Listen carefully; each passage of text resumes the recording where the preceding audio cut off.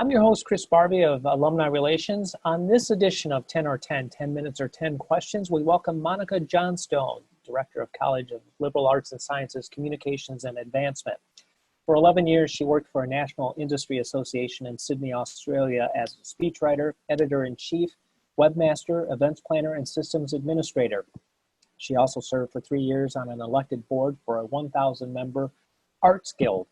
Her textile work frequently appears in a juried and curated exhibitions such as Art Prize, AQS, and Fiber 577, and in collections including the Grand Valley State University Permanent Collection. Monica was also the recipient of the 2020 Grand Valley State University AP Achievement Award. In 2019, she completed the Oxford-Berkeley program in the 18th and 19th century Gothic novel, Prohibition and Transgression, held at Oxford University. Well, there is a lot I could have said in your intro, Monica, but we only have so much time, so I had to cut it down there a little bit, but quite an impressive track record you have. Oh, you're very kind, Chris. It's lovely to be here. Well, let's get started. I'm going to throw these 10 questions at you, and let's have some fun.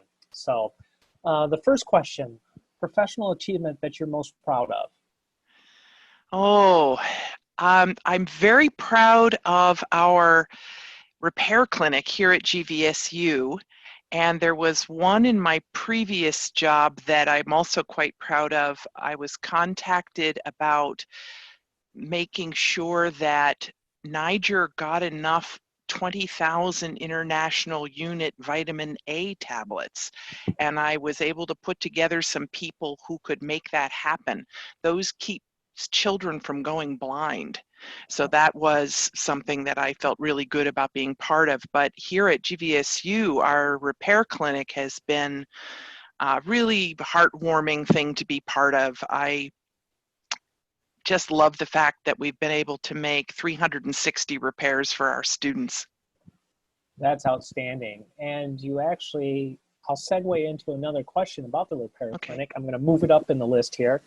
Okay. What is your favorite item to repair at the repair clinic? Well, I'm kind of our backpack specialist because my machine is sort of robust and can handle those very thick straps, because that seems to be what happens to backpacks. The students find that they pull out or start to fray or something like that, and before you know it, things are falling out. And so when we can get those back on the road, we're really happy. And so that's kind of my specialty. Good to know. Good to know. I use a roller bag, so I probably won't be coming over to get help, but if I know someone that needs help, I'll send them your way. So very good. Very good. Most memorable celebrity encounter? Oh, well, when I was working in Australia, I had an interesting one with a health minister one time. That was kind of fun. And gosh, I saw Ted Kennedy from about 1,000,000 miles away at a graduation at UVA. But yeah, my closer brushes were actually in Australia with some of their media and politicians. Yeah. Okay. Your all-time favorite movie? 3 Days of the Condor. I love that movie. You did not hesitate on that one at all. So. No, that's a big favorite. It's a great one with Robert Redford, and there's a series now based on that and the book that preceded it. Before you retire, you want to accomplish blank. Ooh. Well, I guess one of the things I would want to do is leave things in really good shape. And for me, that has a lot to do with the culture in our college. That I want that to be really healthy. I want to have made good contributions to that and be able to hand off to my successor something that's in good shape. Very good. And I'm not pushing you out the door or anything. So no, thank you. Thank you. I think I've got some miles left in me. I just wanted to make that clear. So yeah.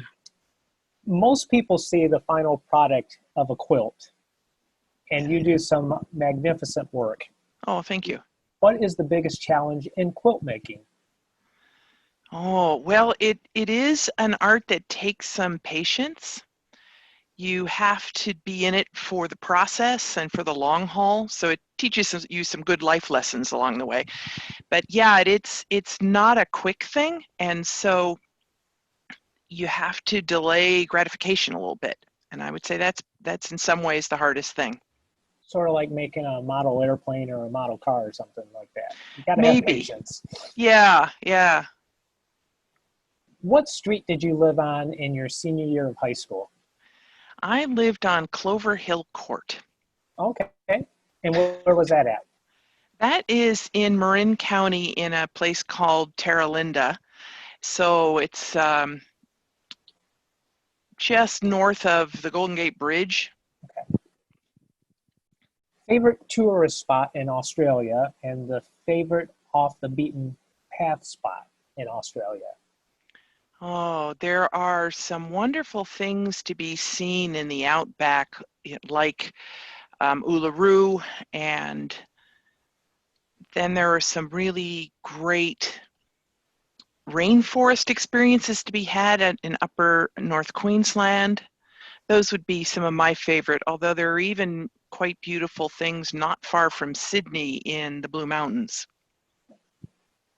What is the book that is on your nightstand right now? On the nightstand is Lytton Strachey's Eminent Victorians. I've been listening to a lot of stuff on Audible, so that's like in my purse, I guess. But on the nightstand, I've been working my way through that.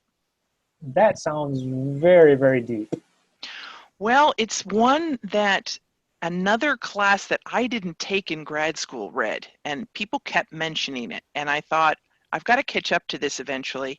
And it turns out my tutor from Oxford was also interested in digging into that one. So we're reading it in parallel in two different countries. Okay. Last question. Favorite song performed by you and your bandmates at UC Berkeley? Oh, I guess, I mean, the fight song's great, but I also liked our alma mater song, and so things like that resonate for me too. Yeah, it's a hard choice at Berkeley because one of the distinctions that Berkeley has is having the most school songs.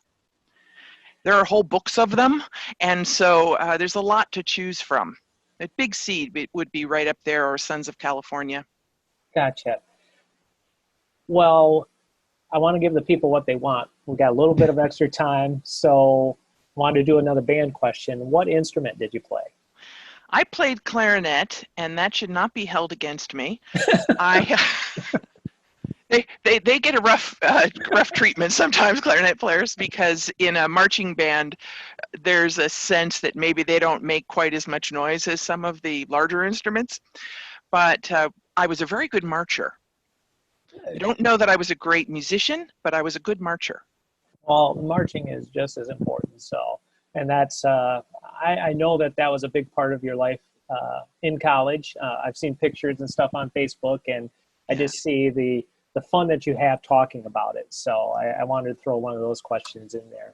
Well, Monica, you did very well. Thank you for taking the time to answer our questions. And personally, I just wanted to thank you too for all that you do with us in alumni relations. You know, whenever we make a call over to class, you always are very collaborative, and that's with everybody on our staff, and we greatly appreciate that. Well, you're a lot of fun to collaborate with, Chris, and your Well, whole team. well, thank you, and hope you have a great rest of the week. And again, thanks for being on 10 or 10. Oh, thanks for having me.